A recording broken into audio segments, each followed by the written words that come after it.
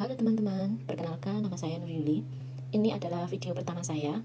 Saya ingin membagi pengalaman pribadi saya seputar membuat pembukuan neraca bulanan yang simple. Sebelum melangkah selanjutnya, kita buat perincian terlebih dahulu tentang akun-akun yang akan kita masukkan ke dalam pembukuan neraca. Pertama-tama, kita bedakan peralatan dan perlengkapan kantor.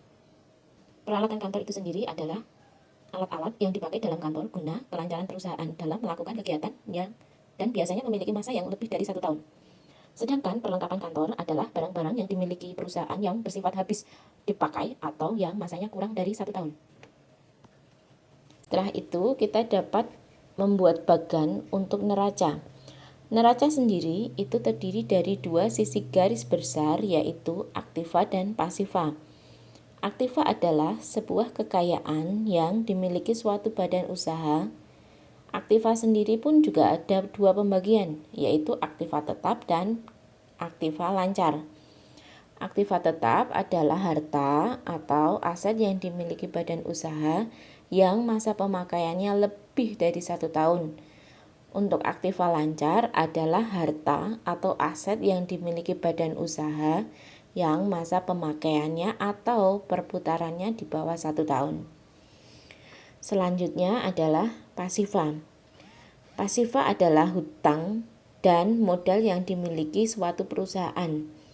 Pasiva sendiri juga ada dua jenis, pasiva lancar dan pasiva tetap. Pengertiannya pun hampir sama dengan aktiva, namun kalau pasiva adalah wujud hutang atau modal yang nilai masanya sama dengan aktiva tetap dan aktiva lancar. Aktiva lancar. Di sini yang termasuk dalam aktiva lancar adalah pertama kas. Di sini saya menulis dengan nominal Rp36.900.000. Kemudian barang dagang dengan nominal Rp47.730.000. Dan yang ketiga, bayar gedung di muka dengan nominal Rp240 juta. Kemudian peralatan kantor yang tadi kita rinci di depan dengan nominal Rp370.000.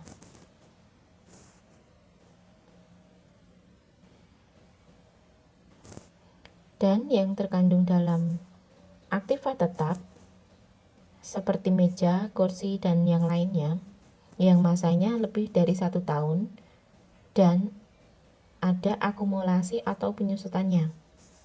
Di sini saya membuat akumulasi per akun, saya sendirikan karena setiap barang memiliki nilai penyusutan dengan masa yang berbeda-beda. Kemudian bagaimana sih menentukan nilai akumulasi per barang? Yaitu dengan cara menghitung nominal nilai barang dibagi masa barang. Misal, pertama meja, nilai penyusutannya di sini saya membuat 5 tahun dengan nominal Rp120.000. Penghitungannya, karena 5 tahun berarti 5 dikali dalam 1 tahun itu ada 12 bulan, berarti 60 bulan. Kemudian 120.000 dibagi 60 bulan berarti ketemunya Rp2.000. Berarti penyusutan per bulannya adalah Rp2.000. Kemudian kursi saya buat penyusutannya sama, yaitu 5 tahun.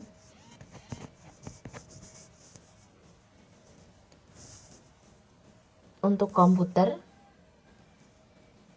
saya buat penyusutannya juga 5 tahun. Untuk penghitungannya sama,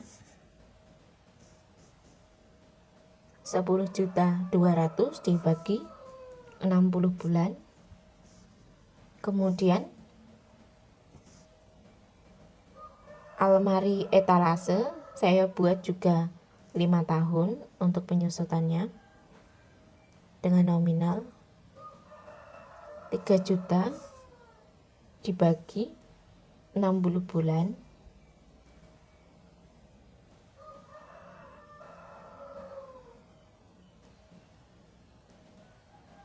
Kemudian brankas. Di sini saya membuat nilai penyusutannya 10 tahun karena brankas itu sudah dibuat dengan sedemikian rupa agar tahan di masa yang sangat panjang dan tahan misal anti api dan lain sebagainya. Makanya di sini saya membuat nilai penyusutannya untuk brankas adalah 10 tahun. Berarti 7.800.000 dibagi 120 bulan. Kemudian untuk CCTV di sini saya buat untuk akumulasinya adalah 3 tahun. 3 tahun berarti 1.080.000 rupiah dibagi 36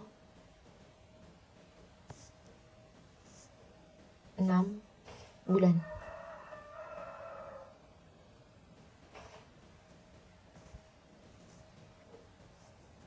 Kemudian WiFi.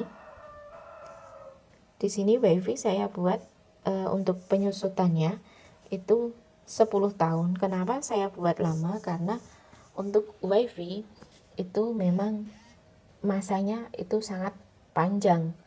Karena ya ibarat seperti baterai, hanya seperti itu aja. Makanya di sini saya buat dalam kurun 10 tahun. 10 tahun berarti 120 bulan, 550.000 dibagi 120 bulan. Kemudian penjumlahan dari atas sampai ke bawah untuk dalam kurung itu berarti dikurangi. Jadi yang ada kurungnya itu nominalnya akan dikurangi karena nilai penyusutan, bukan penjumlahan. Setelah pembukuan selesai, di akhir total atau penjumlahan harus balance dengan masing-masing sisi kanan dan sisi kiri atau di lajur pasifa dan aktiva.